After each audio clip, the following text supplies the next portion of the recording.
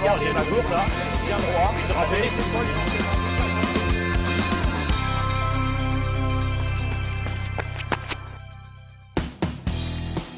Bonjour, nous allons vous faire participer à notre conversation sur la gestion de l'entraînement. Alors Gilles, une question qu'on nous pose souvent, pour préparer un marathon, combien de séances? Moi je pense que le minimum c'est 4 séances. Ouais, c'est ce qui me semble. C'est ce que je réponds également. Ouais, c'est le minimum pour aborder sereinement et arriver sereinement sur la ligne de départ le jour J, quoi. Allez, on décrit ces 4 séances. On commence naturellement par la sortie longue. Ouais, la longue sortie. Toi tu dis la sortie longue. Voilà, chacun la longue sortie, vous savez tout ce que c'est. Allez, ça commence à 1h30 minimum, 1h30, 1h45, 2h, 2h15, voire. On peut aller jusqu'à 2h30, mais 2h30 on ne le conseille pas. Risque de blessure. Les micro-traumatismes, attention aux très très longues sorties. Hein. Il y a des chocs, c'est de la fatigue en plus. Donc voilà, cette fameuse longue sortie, allez, 1h30 au début, 2h15, c'est bien. Ensuite, l'endurance fondamentale, c'est-à-dire tout ce qui est lié au footing. Tout le foncier l'emballage, tout le foncier que vous allez faire. La longue sortie, le footing basique. Alors pour moi, un footing basique, c'est entre 40 minutes et 1 heure, entre 10 km et 15 km. Ça va meubler un peu, ça va vous donner du foncier, naturellement. Ensuite, on va attaquer une 3e séance qui va être un peu plus qualitative, je crois. C'est le travail de VMA. En fait, l'idée, c'est que quand on prépare le marathon, on part toujours donc de l'allure marathon. On essaye de travailler les allures qui sont en dessous du marathon, mais surtout ne pas négliger les allures qui sont au-dessus du marathon. C'est-à-dire que là, on va faire un travail de VMA, un travail intensif, qu'on va faire 1 fois par semaine. Alors on peut alterner soit du travail vraiment court et intensif, et puis des fois faire du travail un peu plus long, et peut-être en diminuant un tout petit peu l'intensité de l'effort. Le VMA, je répète, c'est un travail de fractionner. On va prendre des distances ou des temps. Par exemple, vous allez faire plusieurs fois 2 minutes répétées plusieurs fois, ou des 3 minutes, des 4 minutes répétées un certain nombre de fois.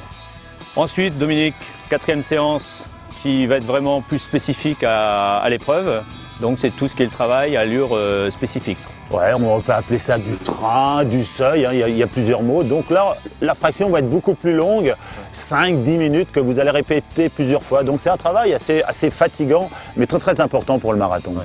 Et d'ailleurs, on conseille en début de préparation, comme tu l'as dit Dominique, de partir sur des efforts de 5 à 6 minutes sur les premières semaines de préparation.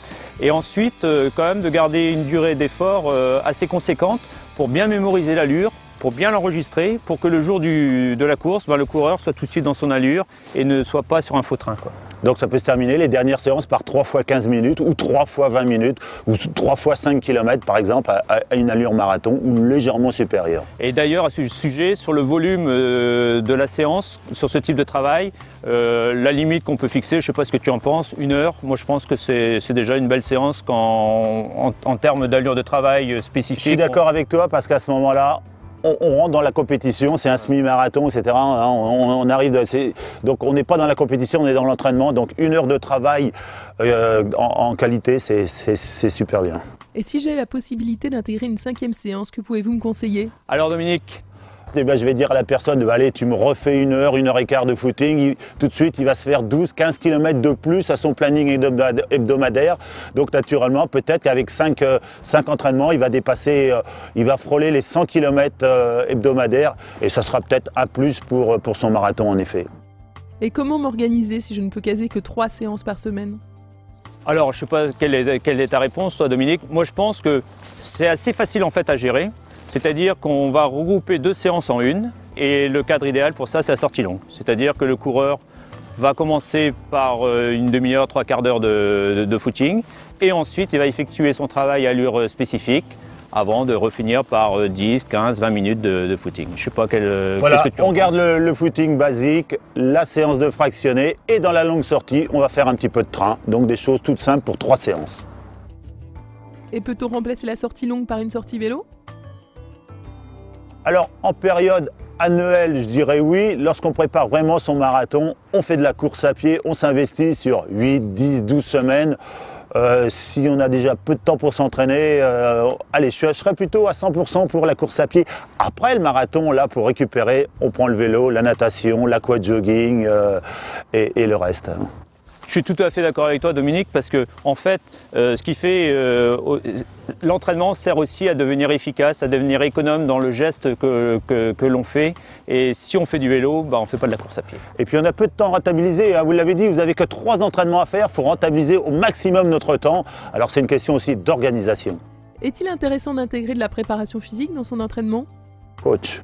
Alors oui, c'est un aspect qui n'est pas souvent abordé par le coureur, mais grâce à ce type de travail, le coureur va devenir plus efficace au niveau de la foulée, il sera plus économe, et puis du coup à l'arrivée, au moment où la fatigue va s'installer, il gardera son efficacité et ça lui permettra de réaliser la performance recherchée le jour J. Donc un peu de préparation physique après l'entraînement, hein, le fameux footing d'1 heure, le footing basique, et bien profiter ensuite de faire quelques éducatifs, quelques PPG.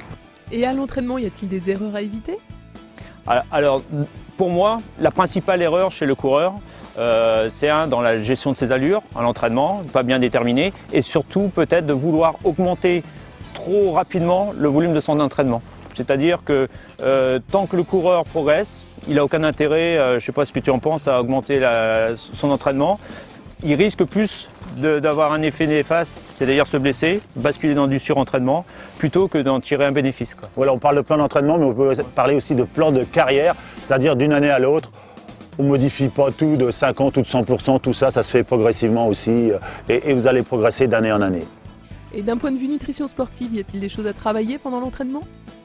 Alors la nutrition, c'est un aspect aussi qu'il faut absolument travailler à l'entraînement, c'est souvent négligé. Et pour ça, le cadre idéal, c'est la sortie longue, je ne sais pas ce que tu en penses, ça permet de reproduire un peu les conditions de course. Alors il y a la diététique de manière générale, les repas du midi, le soir, hein, pour mettre toutes les chances de son côté au marathon.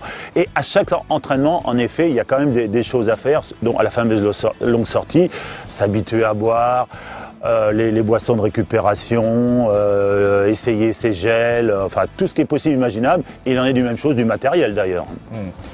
L'entraînement doit servir à ça aussi, à valider des routines, à mettre en place des habitudes pour que le jour de la course, on n'ait plus à se poser de questions. Il ne faut pas que le coureur arrive sur la ligne de départ en ayant encore des questionnements à ce niveau-là. Oui, le coureur a toujours besoin d'être assuré, il a toujours des doutes, donc testez tout avant, 15 jours avant la dernière longue sortie sera très importante. Et alors, quels conseils me donnez-vous pour bien assimiler mes 4 à 5 séances par semaine? Alors l'aspect nutritionnel est quelque chose d'important auquel il faut apporter aussi de l'attention, c'est-à-dire qu'il va permettre au coureur de mieux récupérer d'une séance à l'autre et surtout de mieux assimiler tous les entraînements effectués au fil des semaines. À ce sujet, je suppose que Dominique, tu as quelques petits conseils à nous apporter au niveau des... Oui, pour un apport énergétique, vous allez prendre le Sport-Déj en collation avant l'entraînement, la boisson Hydrixir pendant l'effort et le gel antioxydant qui vous donnera de l'énergie pendant vos longues sorties et qui vous servira de test aussi pour votre marathon. Voilà, j'espère qu'on a été relativement clair avec Dominique et qu'on vous a apporté les éléments de réponse pour gérer au mieux votre entraînement au quotidien. Et beaucoup de volonté, de persévérance et ça marchera. Allez, à bientôt. À très bientôt.